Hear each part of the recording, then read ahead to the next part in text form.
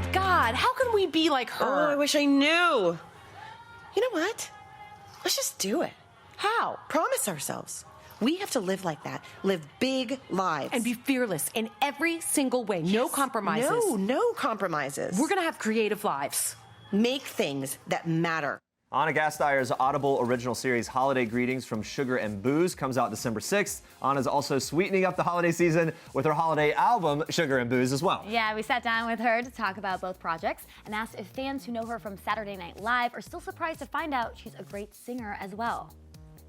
They are, yeah, all the time. Yeah, and it's a funny thing because I started as a singer first. I was a singer before I was a comedian. I went to Northwestern as a vocalist. That's how I got into college, was auditioning and was like a very proper voice program. And then I met all the comedy and improv people in Chicago and completely abandoned music.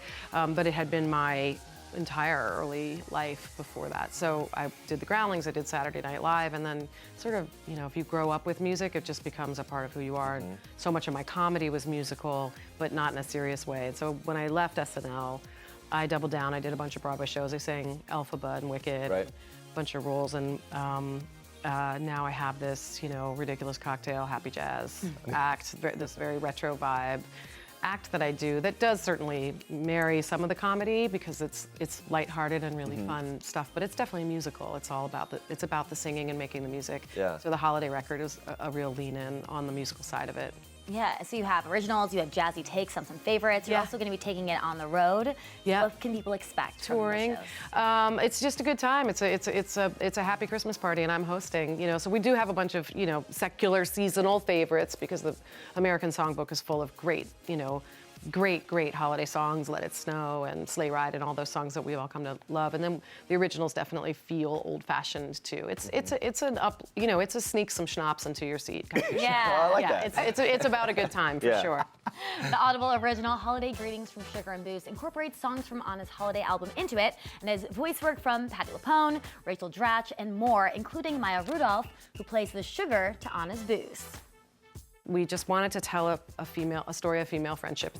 It's really like a female friendship love story. Yeah. And the history of this relationship and kind of what time and distance do to a really close friendship. And so they're best friends, they're named Sugar and Booze.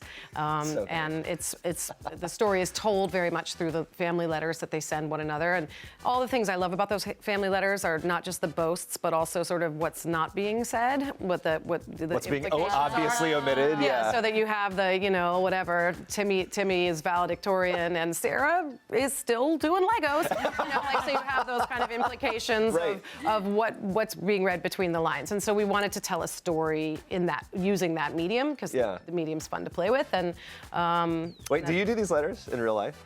I do a version of them. I do a terrible version of them. Yeah, not as effectively because I'm so self-aware that I end up just selling out my family and essentially just saying like, well, we all got fat this year. Let me kid tricks. But it is a yearly thing for you that you do. It started when you first have kids, you really lean in because you want to seem perfect, and then immediately, like I said, everybody gets sort of fat and old, and so then you just want to take pictures of your children when they're the most attractive. So you have to skip some years in there. You know, there's some awkward phases. And so I try to cycle in on the attractive years. What past co-star sends the best Christmas letter? Well, I have to say, so Rachel Dratch's really funny son, Eli Dratch. He's a very, very funny kid, and I generally enjoy whatever the picture is that they take in a sort of seasonal and hilarious way. He photographs well. Yeah. In addition to being amusing. The series really about this transformative relationship and friendship between these two women. Yeah. In real life, what do you cherish most about Maya Rudolph? Not to get all serious on you, but like, you know, I do think there's a lot of space still left out there for female stories and stories about female friendships, and I was really grateful to Audible that they were interested in letting me kind of dig deep a bit because I'm not answering your question. But I love that about Maya, that there is a real vulnerability and humanity and chaos all at the same time that she's willing to play with, and that's what the role is on this. So. Yeah, and to your point, it is nice, I think, to see stories where it doesn't have to be one or the other, right? It can be funny and wacky, Oh, yeah. and then there can be depth and real emotion. Yeah, and I think female friendships are complicated, Yeah. you know, and we haven't really even started to scratch the surface of what those stories are. So that's what this is. I mean, definitely it's a friendship based in comedy first, because that's the root of most of my friendships, being able to laugh together and have common ridiculous interests, but certainly to have some real backbone solid friendship qualities, being there for one another during kind of rough times, or when the babies come, or you know, during these big transitions when you need a friend. Switching gears a little bit, you starred as Alphaba in Wicked, which you mentioned before. Originated the role in Chicago production. I did. And you recently saw it, right? I did, Did yeah. that bring back a lot of memories? What was that like? Well, I don't remember. I have a really bad problem where I don't remember anything as soon as I'm done with it. I dump my hard drive. So I went to go see it thinking it would bring back a lot of memories, but really I learned the plot. That's so funny, right? I literally was like, I completely forgot that they both had the same boyfriend. I mean, real basic Wait, stuff. really? Yeah, I played it for a year and a half because I did it in Chicago and then I did it here for after Chicago. So it was a full year and a half. And my son had never seen the show before. He was born after I did it, and I really wanted to go back and see it with him. But it was hilarious because I was literally like, I basically just remembered that she was green and kind of an outsider.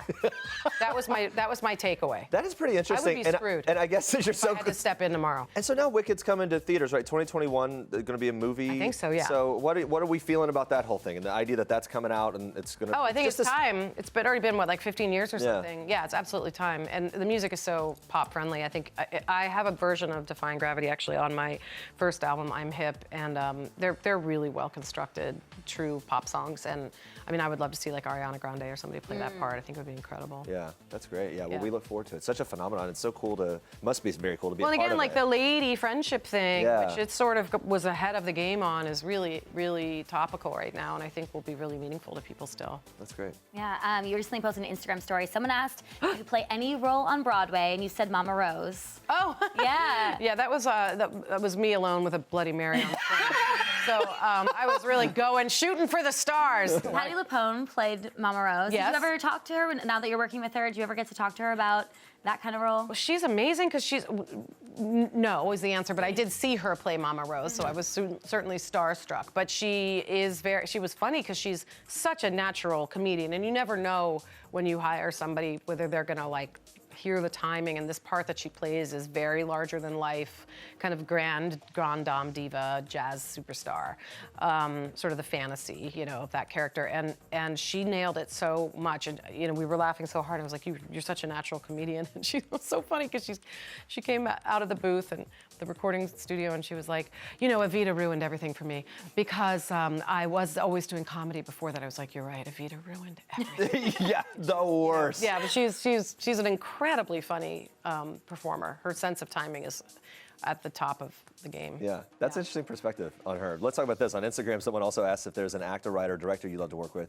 You said Kathryn Hahn. Right, because we're going to find each other on Ancestry.com. Yeah. Kathryn Hahn What do and you I love are about Kathryn? Yeah, mistaken for each other every Yeah. single day. I probably get a compliment for her, and every single day she gets a compliment for me. And we both went to Northwestern and finally met. We know a million people in common, but we've like our dream would be to play sisters or something. Yeah. Do you ever play into it when someone thinks that you're her? Sometimes I just say thank you, bad. In fact, I met Kenny G, good name drop, at backstage at the Match Game, or like one of those game shows, and he came up and he was like, "Bad Moms, I met you there," and I just I didn't have the heart to tell Kenny G I wasn't Kathryn Hahn, so I just said thank you. It was super fun working with you, and took a picture with him and left.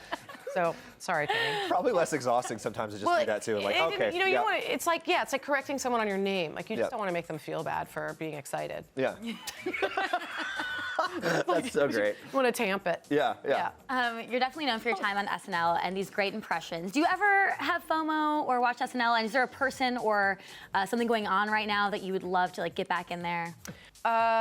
Yes and no. I mean, I think it's so hard to make fun of politics right now. Like, it's tricky. But yeah, sure. I mean, I think mostly just the jollity of it and the ridiculousness of it and the speed of it. Sure, sometimes we have sketch ideas or things that come up that the reality is I actually work. I mean, I did Wine Country last year with all the girls. Maya and Rachel were on my audio Right. book, audio show. Rachel and I are writing a movie together right now. So it's like... You got some things going, right? I'm actually allowed to have the speed of the fun part, which is the creative, what's the word I'm looking for? Shorthand, which is definitely like a mutant. When you do SNL, you develop a mutant skill. You have a shorthand. You have an ability to communicate with one another in a different way than in any other part of show business. So that I kind of feel like I'm getting still without, you know, the, I don't know, IBS of working on the show. So good. Because it is so high stakes, you know, so you don't like get the anxiety. There's no way to avoid that. It happens within the week and you're busy and you're nuts. Pressure. And having to nail an impression just like in a week. Well, I mean, not to be all back in my day, but, you know, we didn't even have the internet, really. I mean, literally, the internet kind of happened after we left, more or less left the show. So, and really, when I started the show in the 90s, and you had an impression, you would be waiting around on Saturday afternoon for a tape to come up from, like, the Today Show. So that was super stressful. Now, I can't even imagine, to me, I can't believe the ease with which you could just, like, dial in and just watch a zillion videos over and over. I look back at someone like Daryl Hammond, who was just a genius impersonator, and I don't know how he did it. Like, we didn't have any raw material, really. We were just kind of hoping for the best and have a good wig. For more from Anna Gasteyer, make sure to listen to her holiday album, Sugar and Booze. It's out now, and you can pre-order Holiday Greetings from Sugar and Booze, which will exclusively premiere on audible.com/holidaygreetings on December 6th.